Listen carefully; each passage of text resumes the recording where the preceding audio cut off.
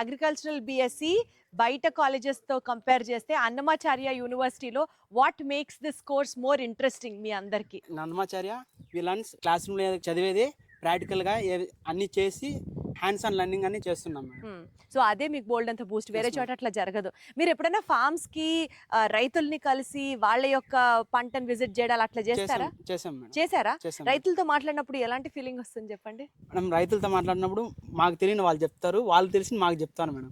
ఇప్పుడు ఎక్స్చేంజ్ ఇది ideology. Ideology exchange చేసుకుంటాం మేడం. వాళ్ళకున్న ప్రాబ్లమ్స్ వాళ్ళు చెప్తారు, మాకున్న ఐడియాస్ మేము షేర్ చేస్తాం madam. Right.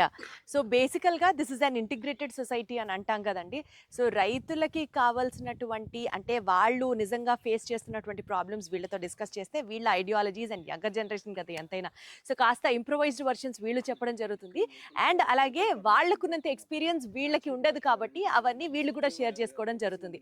Apart from that ఇక్కడ ఫీల్డ్ ఫార్మింగ్ అనేది ఎక్కువగా ఎంఫసైజ్ చేసే పాయింట్ అట్ అన్నమాచార్య యూనివర్సిటీ.